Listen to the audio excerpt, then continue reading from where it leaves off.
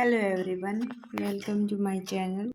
आई hope आप सब अच्छे होंगे और आपकी पढ़ाई अच्छे से चल रही होगी बिना डिमोटिवेट हुए। लेकिन ऐसा तो हो नहीं सकता हम डिमोटिवेट ना हो जाते हैं, क्योंकि जिसकी जर्नी लंबी होती है, काफ़ी सालों से लगे हुए हैं, लेकिन हमें सक्सेस नहीं मिल रही तो डिमोटिवेट होना बनता है और हो जाते हैं। तो हम सब के लिए, मेरे लिए भी और आप सब के लिए भी एक अच्छी मोटिवेशन स्टोरी है जो हमें फिर से खड़ा हो पढ़ने की हो मजबूर कर देगी। तो स्टोरी को आप ज़रूर सुनना, बहुत अच्छी है।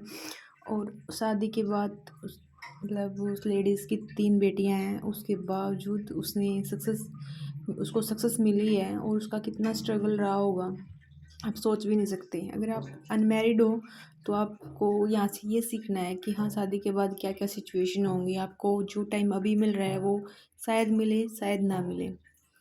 ससुराल में उस लड़की को अच्छी सास मिली, उसने उसको सपोर्ट किया, बच्चे संभाले और वो पढ़ पाई।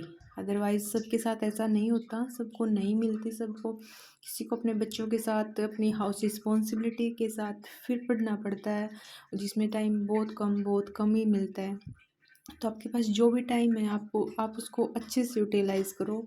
और जिसको काफ़ी टाइम हो गया है, शादी से पहले भी बहुत मेहनत की लेकिन सक्सेस नहीं मिली, शादी हो गई, बच्चे हो गए, अब पढ़ने का मन नहीं कर रहा या टाइम नहीं लगता, तो ये सोच कर छोड़ो मत।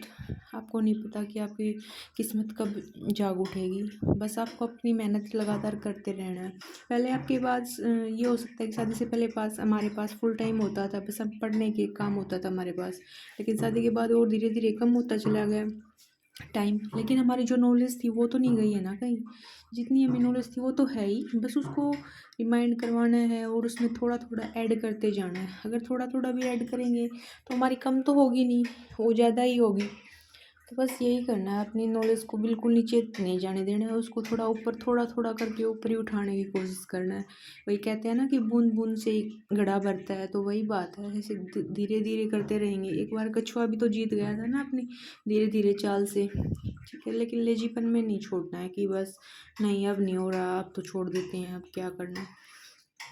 और बिना किसी सक्सेस के या बिना कुछ किए अपनी लाइफ में वो हमारी डिग्रियां भी वेस्ट हैं, जहाँ जो हमने की हैं, जहाँ हमने टाइम लगाया अपना प्रीसियस टाइम, प्रीसियस मनी अपने मम्मी पापा के जो हमने लगाए हैं, वो वैसे ही चले जाएंगे और फिर बस रिग्रेट रह जाएगा, हमारे हाथ में कुछ नहीं आएगा। एक टाइम ऐसा आ जाएगा बस रिग्रेट के अलावा कुछ नहीं होगा।